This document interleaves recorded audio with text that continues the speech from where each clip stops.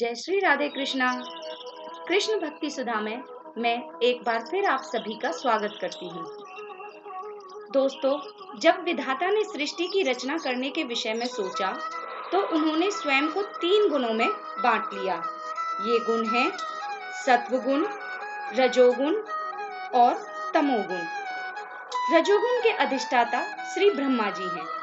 सत्वगुण के अधिष्ठाता स्वयं श्री हरि विष्णु हैं और इसी प्रकार तमोगुण के अधिष्ठाता भगवान भोलेनाथ हैं।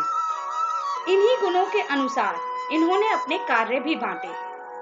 सृष्टि उत्पन्न करने का कार्य ब्रह्मा जी को सौंपा गया और सृष्टि को पालन करने का कार्य श्री हरि विष्णु को सौंपा गया तथा संतुलन बनाने और संहार का कार्य भोले बाबा को सौंपा गया। दोस्तों, श्री हरि विष्णु के विग्रह से हम भली भांति परिचित हैं। इनकी 4 भुजाएं हैं और उन भुजाओं में शंख, चक्र, कौमुदी गदा और कमल पुष्प होता है। इसलिए इनका एक नाम चतुर्भुज भी है। श्री हरि को अपने आयुधों में सर्वप्रिय है सुदर्शन चक्र। जी हाँ, वही सुदर्शन चक्र जिसके नाम से सभी राक्षस भय से कांपने लगते हैं। सुदर्शन चक्र अजेय है।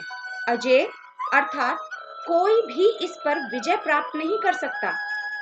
दोस्तों, क्या आप जानते हैं आखिर कैसे श्री हरि को उनका प्रिय सुदर्शन चक्र प्राप्त हुआ और कैसे उनका नाम कमल नयन पड़ा? दरअसल बात बहुत पुरानी है। चारों तरफ राक्षसों का साम्राज्य बढ़ रहा था। वे पृथ्वी से आकाश हर जगह अपनी सत्ता स्थापित कर चुके थे। चारों तरफ दशों दिशाओं में राक्षसों का ही बोलबाला था और देवता उनका सामना नहीं कर पा रहे थे।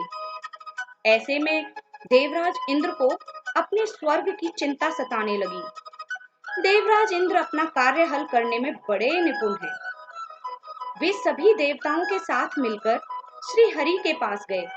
उन्होंने विष्णु जी के सामने अपना दुख कह सुनाया और प्रार्थना की। श्री हरि तो हैं ही भक्त वत्सल। उन्होंने देवताओं को आश्वासन देकर भेज दिया। अब श्री हरि ने एक ऐसे शस्त्र की कामना से जो अजेय हो, भगवान शिव की आराधना शुरू करने का निश्चय किया। वे कैलाश क्षेत्र में गए और वहां से 1000 कमल पुष्प एकत्रित कर हरीश्वर शिवलिंग की स्थापना की और पूजा प्रारंभ कर दी। उन्होंने 1000 नामों से भगवान शिव की स्तुति की और हर नाम के साथ वे एक कमल पुष्प उस शिवलिंग पर चढ़ाते।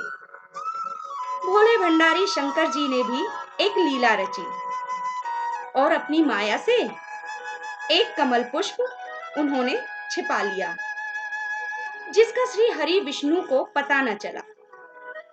अब एक कमल पुष्प कम पड़ते देख श्री हरि ने इधर उधर ढूंढा, पर उन्हें पुष्प कहीं भी दिखाई न पड़ा। उन्होंने तब एक निश्चय लिया और अपना एक नेत्र शिवलिंग पर चढ़ा दिया। यह देख भोले बाबा प्रसन्न हो गए और तुरंत प्रकट हो गए। तब उन्होंने विष्णु जी को कमल नयन नाम दिया। तभी से हम विष्णु जी को कमल नयन भी कहकर पुकारते हैं। साथ ही उन्होंने चक्र सुदर्शन विष्णु जी को प्रदान किया, जो कि अजेय है।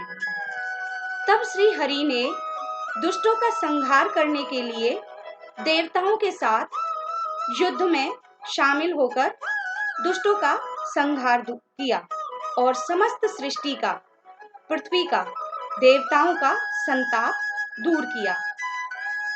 तो दोस्तों, इस तरह श्री हरि को उनका प्रिय सुदर्शन चक्र मिला।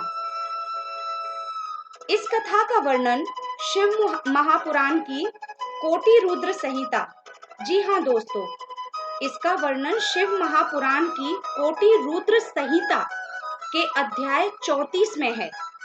अध्याय 34 में विस्तार से लिखा हुआ है। आशा है आप सभी को जानकारी पसंद आई होगी। भगवान श्री हरि विष्णु और भोले बाबा हम सब पर अपनी कृपा दृष्टि बनाए रखें। धन्यवाद। जय श्री राधे कृष्णा।